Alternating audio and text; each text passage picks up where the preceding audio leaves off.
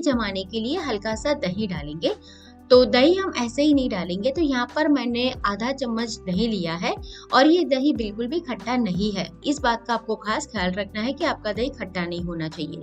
थोड़े से दूध के अंदर हम इसे मिक्स करेंगे और ये दूध बाकी दूध के अंदर मिक्स कर देंगे। तो ऐसा करने से आपका जो दही है वो बहुत ही बढ़िया और गाढ़ा जमने वाला है। अब हम एक मथनी लेंगे और अच्छी तरह से इसे मथ देंगे ताकि हमारा जो दही है वो अच्छी तरह से दूध के साथ मिक्स हो जाए और हमारा दही जल्दी से लग जाए। अगर गर्मियों का मौसम है दोस्तों तो 3 से 4 घंटे में ये दही लग जाएगा, और अगर सर्दियों का मौसम है तो 5-6 घंटे भी लग सकते हैं। अगर आपको जल्दी दही जमाना है तो आप इसे ओवन में या फिर किचन कैबिनेट में बंद करके रख दीजिए। तो अभी हम दही को जमाने के लिए छोड़ देते हैं। तो इसे आप एक जगह पर ही रखें और फिर बार बार इसे ना हिलाएं। अभी हमारा दही जम गया है और दही जमने के बाद तुरंत मैंने इसे फ्रीज में रख दिया था। अक्सर लोग क्या करते हैं कि दही जमाने के बाद तुरंत ही उसके अंदर से चक्का तैयार करने लगते हैं, तो ऐसा आपको बिल्कुल नहीं करना है। पहले आपको दही को फ्रीज में रख देना है 1 से 2 घंटे के लिए, फिर उसके बाद आप उसमें से चक्का बनाए। देखिए कितना गाढ़ा हमारा दही अभी बन के तैयार हुआ है। तो ये जो सारा दही है उसमें से हम चक्का बनाने के लिए पहले एक हल्का सा सेटअप तैयार कर लेते हैं। ज्यादा कुछ नहीं करना है, सिर्फ एक पतीला लेंगे और उसके अंदर हमें छलनी रख देनी है और छलनी के ऊपर कॉटन का या फिर मलमल का बहुत ही पतला वाला जो कपड़ा आता है, सूती कपड़ा, वो रखना है ताकि सारा जो दही के अंदर का पानी है वो अंदर से निकल जाए और हमारा जो चक्का है वो बहुत ही बढ़िया बन के तैयार हो। तो यहाँ पर मैंने एक सूती कपड़ा बिछा दिया है। अब सारा जो दही हमने तैयार किया था वो इसके अंदर हम डाल देंगे।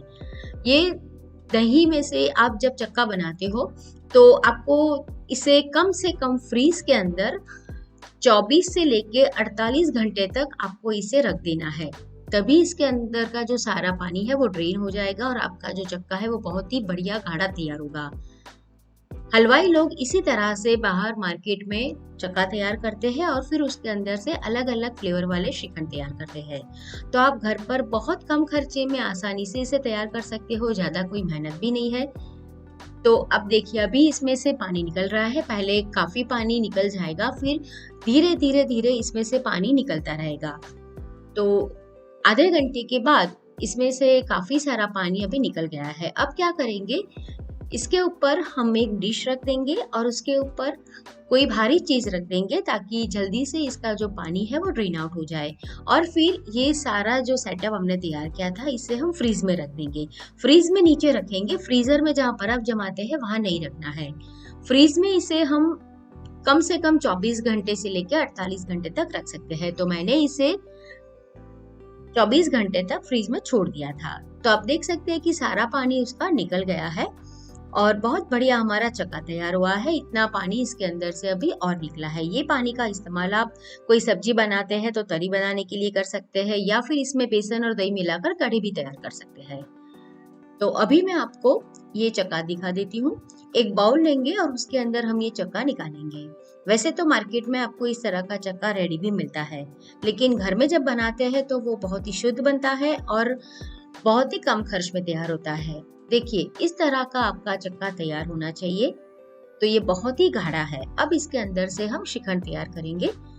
तो इसके अंदर पहले हम डालेंगे पिसी हुई चीनी। तो 1 कप चीनी मिला रही है, लेकिन पहले हम आधा कप चीनी डालेंगे क्योंकि पिसी हुई चीनी चक्के के साथ मिक्स करने में थोड़ा समय लगता है और अगर आप एक साथ डाल देंगे तो चीनी का जो पाउडर है वो बाहर फैलेगा।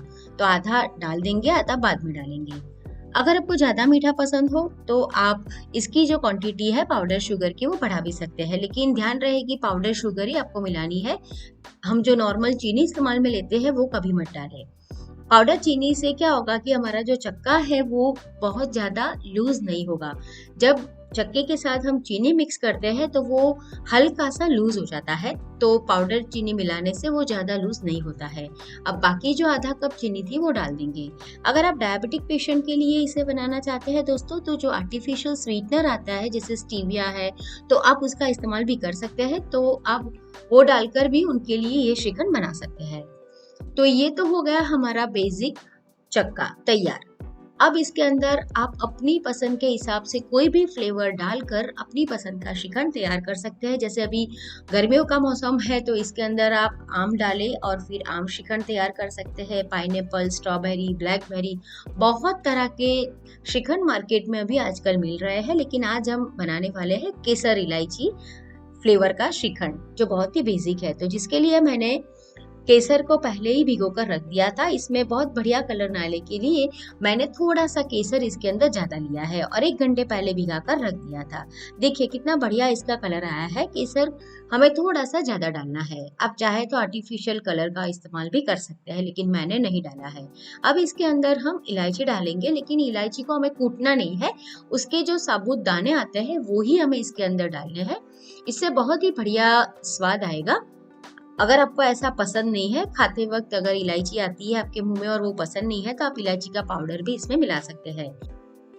अभी आप देख सकते हैं कि हमारा जो श्रीखंड है वो तैयार हो गया है और ये अभी भी इतना ही गाढ़ा है। हमने चीनी मिलाई है, लेकिन फिर भी इसका जो टेक्सचर है वो वैसे का वैसा बहुत ही बढ़िया गाढ़ा रहा है। और अगर आप इसे फ्रीज में रखते हैं तो वो थोड़ा सा और गाढ़ा हो जाएगा, जिस तरह से हम मार्केट में से लाते हैं। मैं अभी आपको ये दिखा देती हूँ। तो आप देखिए कि इतना गाढ़ा है कि आप ऐसे पकड़ कर रखेंगे तो भी ये अपने आप नीचे नहीं गिरेगा। तो ठीक उसी तरह का श्रीखंड हमने घर पे बहुत आसानी से बना दिया है दोस्तों, जैसा हम मार्केट में से लेकर आते हैं।